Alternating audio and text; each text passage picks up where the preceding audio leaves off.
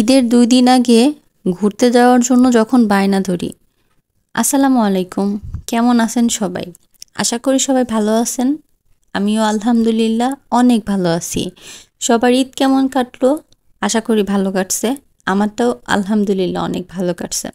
তো যেটা বলতেছিলাম, ঈদের ২ দিন আগে জানি যেহেতু এটা কোরবানির ঈদ, সেহেতু হচ্ছে ঈদের দিন খুব একটা বেরোনোও হবে না হাতে সময় নিয়ে। তাই ঈদের দিনের ঘোরাটা ঈদের ২ দিন আগেই সেরে ফেললাম। কেমন হলো বলেন তো? আপনারা অলরেডি আমার পেজে এই ভ্লগটার কয়েকটা ছবি এবং কিছু শর্ট ভিডিও দেখে ফেলছেন অলরেডি। তো বেরোনোর পর ভাবতেছিলাম আসলে কোথায় যাওয়া যায়। তো চলে আসলাম হচ্ছে ধলার মোড়। আর ধলার মোড় আসা মানেই হচ্ছে হলো বালি খাওয়া।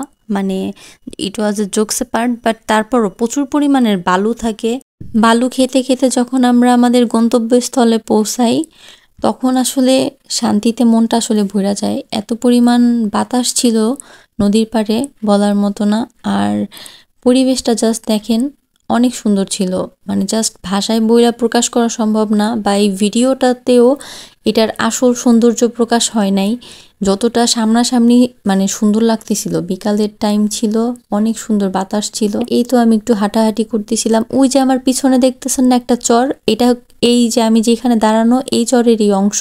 ওইটা হচ্ছে এখন পানি বাড়তেছে, যার কারণে চরটা হচ্ছে 2 ভাগে ভাগ হয়ে গেছে। আর ওইটার পিছনে আবার নৌকা চলতেছিল। তো এইখানে হচ্ছে আমার যে ফ্রেন্ডের সাথে আমি আসছি, সে হচ্ছে তার এক পরিচিত ফ্রেন্ডের সাথে দেখা হয়েছে। তো আমি হচ্ছে কি করব, বোর হইতেছিলাম, ভাবলাম যে একটু ভিডিও করে দেখাই। প্রকৃতি আমার বরাবরই হচ্ছে পছন্দ, আর বিশেষ করে নিরিবিলি প্লেসটা আমার খুব পছন্দ। হইচই করার মতো প্লেসগুলো আমার ভালো লাগে না। আর আমরা এমন টাইমে গেছিলাম, ওই দিন হচ্ছে ঈদের 2 দিন আগে সবাই হয়তোবা প্ল্যান করছে ঈদের দিন বের হবে বা ঈদের পরের দিন, যার কারণে লোকজন কম ছিল। তারপর একেবারে যে ছিল না তা না, অনেকেই ছিল। তো এই তো আমি আর একটু ভিডিও করে আপনাদের দেখানোর ট্রাই করতেছি, বাট সামহাও বাতাসের কারণে কোনোভাবেই হচ্ছে হলো মানে ভিডিওটা ঠিকমতো করতে পারতেছিলাম না।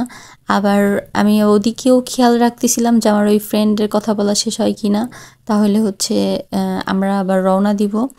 তো এই তো হচ্ছে আমাদের ঘোরাঘুরি শেষে তো ফ্রেন্ড বলল যে চলো কিছু খায় আসি। তাই আমরা রেস্টুরেন্টে চলে আসলাম, আর এসেই আগে অর্ডার করে দিলাম।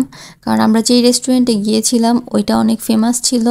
ওইখানে সব সময় হচ্ছে ভিড় থাকে, আর খাবারের মান কোয়ালিটি অনেক ভালো। ভিডিওতে দেখলেই আপনারা বুঝতে পারবেন যে খাবারটা দেখতে কতটা লোভনীয় লাগতেছে। যেমনটা লোভনীয় লাগতেছে ঠিক খাইতেও অসাধারণ ছিল।